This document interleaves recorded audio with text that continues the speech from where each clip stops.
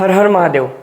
જ્યારે પણ કોઈ વ્યક્તિ પોતાની જન્મપત્રિકા બનાવે છે તો તે સમયે 3 વસ્તુઓની રિક્વાયરમેન્ટ હોય છે। સૌથી પહેલાં આવે છે જન્મ તારીખ, ત્યારબાદ જન્મ સમય અને ત્રીજું આવે છે જન્મ સ્થળ કે જ્યાં તમારો જન્મ થયો હોય તે। કોઈપણ જ્યોતિષશાસ્ત્રી કે કોઈપણ એપ્લિકેશનમાં તમે આ 3 રિક્વાયરમેન્ટને તમે ફિલઅપ કરશો એટલે તમારી સામે તમારી જન્મપત્રિકા આવી જશે। હવે તે તો વાત બરાબર છે, પરંતુ આ જન્મપત્રિકાને સમજવી કયા પ્રમાણે, તેના માટે જ આજના આ સેશનમાં આપણે ફક્ત 10 થી 12 મિનિટની અંદર બિલકુલ બારીકાઈથી તેને સમજતા શીખીશું કે પહેલાં જન્મપત્રિકા હાથમાં આવે છે તો આપણે શું સમજવાનું છે તેના વિશે આપણે ચર્ચા કરશું।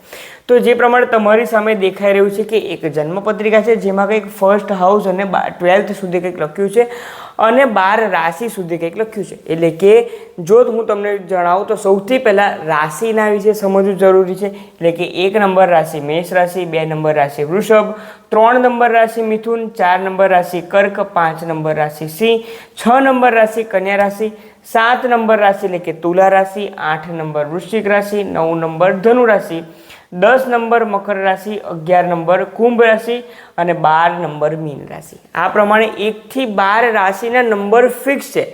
જો તમને કંઈ પણ જગ્યા પર 5 નંબર દેખાય તો સમજવાનું કે 5 નંબર એટલે તે સિંહ રાશિ જ છે। જો ત્યાં 10 નંબર દેખાય તો 10 નંબર રાશિ મકર રાશિ જ રહેશે। આઈ એમ રિપીટિંગ, રાશિના નંબર ફિક્સ્ડ છે।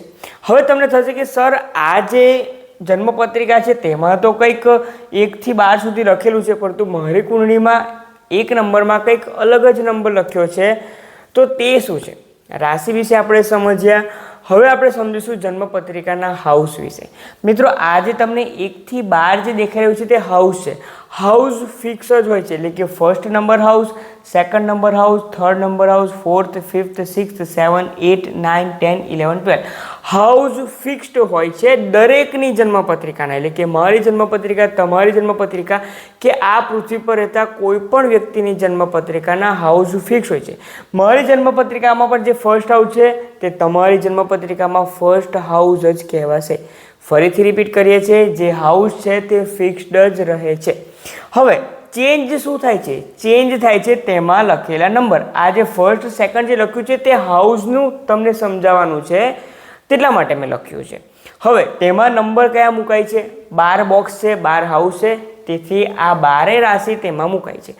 હવે કોઈ વ્યક્તિની જન્મપત્રિકામાં આ જગ્યા પર 1 નંબર લખ્યો છે તો તે ફર્સ્ટ રાશિ એટલે કે 1 નંબર હાઉસમાં પહેલી રાશિ છે મેષ રાશિ છે, અને ત્યારબાદ એન્ટી ક્લોકવાઇઝ ડાયરેક્શનમાં 1 નંબર બાદ આવશે 2 નંબર રાશિ, 3 નંબર રાશિ, 4 નંબર રાશિ, 5 નંબર રાશિ। આ પ્રમાણે બધું બોક્સ ફરતા ફરતા 12 નંબર રાશિ આવશે।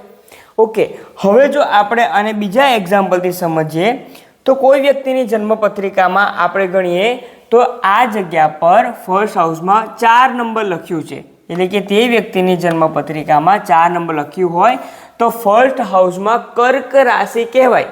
તે તેની રાશિ નથી, પરંતુ તે લગ્નની રાશિ છે। મિત્રો ફર્સ્ટ હાઉસને કહેવામાં આવે છે ઇંગ્લિશમાં એસેન્ડન્ટ અને ગુજરાતીમાં આપણે તેને કહીએ છીએ લગ્ન।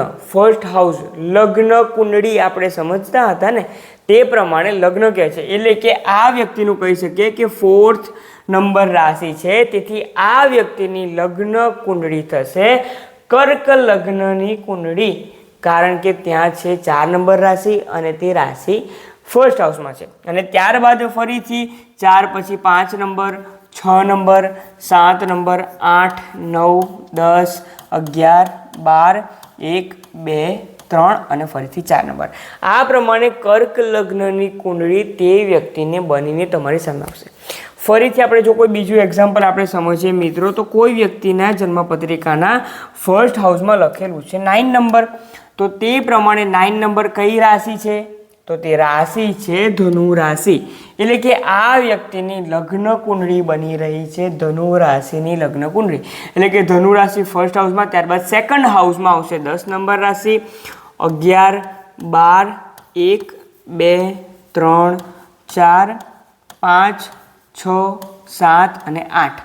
હવે આ જ એક્ઝામ્પલથી બીજા પ્લેનેટને સમજીએ। માની લો કે તે વ્યક્તિની એટલે કે તમારી જે જન્મપત્રિકા છે ને 9 નંબરની સામે 3 નંબર જ્યાં લખ્યો છે ત્યાં લખ્યો છે ચંદ્ર। એટલે કે હવે આ પ્લેનેટને આપણે કયા પ્રમાણે ડેફિનેશન આપી શકીએ છીએ કે જે તે વ્યક્તિની જન્મપત્રિકામાં ધનુ લગ્નની કુંડળીમાં ચંદ્ર મહારાજ 3 નંબર રાશિમાં છે. 3 નંબર રાશિ કઈ છે? મિથુન રાશિ. એટલે કે ધનુ લગ્નની જન્મપત્રિકામાં મિથુન રાશિમાં ચંદ્રદેવ વિરાજમાન છે. બીજા પ્લેનેટને પણ આપણે સમજીએ તો માની લો કે સૂર્ય દેવતા 6 નંબરમાં છે, 5 નંબરમાં રાહુ છે, તેનાથી ઓપોઝિટ કેતુ. રાહુ અને કેતુ બિલકુલ એકબીજાથી પોઝિટિવ થાય છે. ત્યારબાદ મંગળ દેવતા, આપણે જો વાત કરીએ તો બુધ દેવતા, શુક્ર દેવતા, શનિ દેવતા, આ પ્રમાણે તમામ પ્લેનેટનું જો આપણે વાત કરીએ અને અંતે આપણે વાત કરીએ ગુરુ દેવતાની. હવે તમામ ગ્રહો તો આ જન્મપત્રિકામાં મુકાઈ ગયા. કયા પ્રમાણે આપણે તેને સમજવાના છે? બિલકુલ સાધારણ રીતે શરૂઆત કરી હતી ચંદ્રદેવથી, ત્યારબાદ વાત કરીએ સૂર્ય દેવતા. તો ધનુ લગ્નની જન્મપત્રિકામાં સૂર્ય દેવતા વિરાજમાન છે 6 નંબર રાશિમાં. 6 નંબર રાશિ એટલે કે કન્યા રાશિ.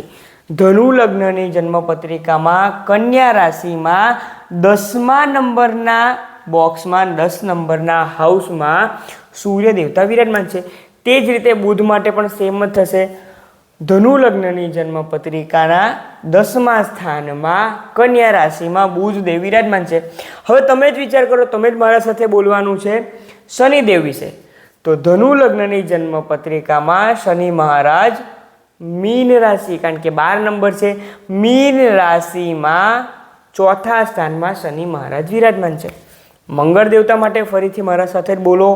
ધનુ લગ્નની જન્મપત્રિકામાં મેષ રાશિમાં, 1 નંબર રાશિ થઈ ને, મેષ રાશિમાં મંગળ દેવતા 5મ સ્થાનમાં વિરાજમાન છે. 5મું સ્થાન.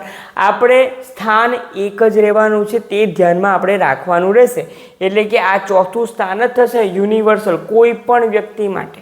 ફક્ત અંદર રહેલી રાશિ ચેન્જ થશે. હવે માની લો કે આ જ જગ્યા પર શનિ મહારાજ વિરાજમાન છે, પરંતુ હવે આ બધું ધનુ લગ્નની વાત તમે ના વિચારો, ફક્ત એક એક્ઝામ્પલ માટે હું કહું તો આ જગ્યા પર લખેલો છે 8 નંબર.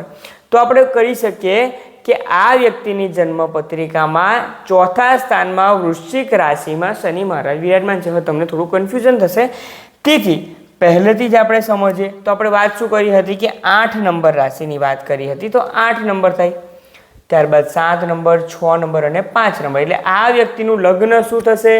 આ વ્યક્તિનું લગ્ન થશે, લગ્ન કુંડળીનું લગ્ન થશે સિંહ લગ્ન, 5 નંબર રાશિનું થશે.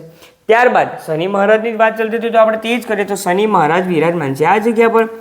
તો તે પ્રમાણે તમે ચર્ચા કરી શકો છો કે સિંહ લગ્નની કુંડળીમાં શનિ મહારાજ વૃશ્ચિક રાશિમાં 4થા સ્થાનમાં વિરાજમાન છે.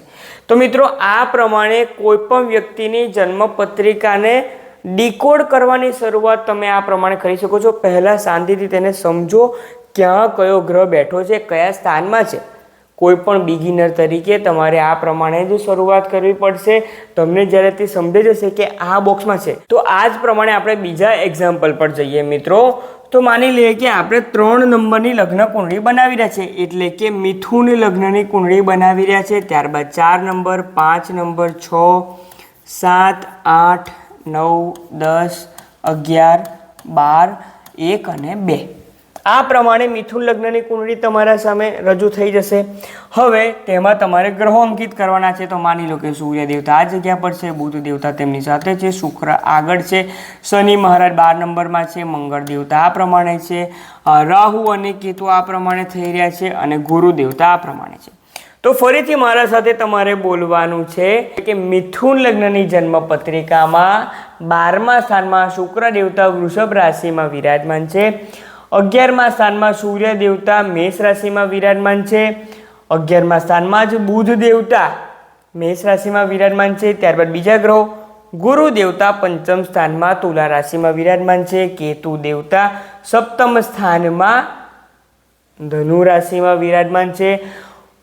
મિથુન લગ્નમાં જ રાહુ દેવતા 1st હાઉસમાં લગ્નમાં જ મિથુન રાશિમાં વિરાજમાન છે અને મંગળ દેવતા 9મા સ્થાનમાં કુંભ રાશિમાં વિરાજમાન છે. તો મિત્રો જોયું ને કેટલું સરળતાથી આપણે જ્યોતિષ શાસ્ત્રને સમજી શકીએ છીએ. તે જો આ પ્રમાણે તમે સરળતાથી ફક્ત એક કડીઓને જોડવાનો પ્રયત્ન કરશું તો તમને ઘણું સારી રીતે જ્યોતિષ શાસ્ત્રનો આ સફર તમને સમજાઈ શકે છે કે કયા પ્રમાણે આપણે આગળ વધી શકીએ છીએ તે. તો નેક્સ્ટ સેશનમાં બીજા નવા આ પ્રમાણેના ટોપિકને સહેલાઈથી સમજવાનો આપણે પ્રયત્ન કરશું.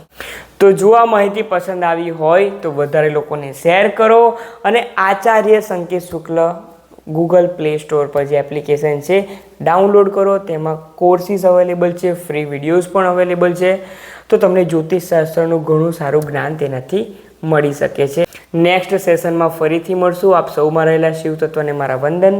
ઓમ નમઃ શિવાય.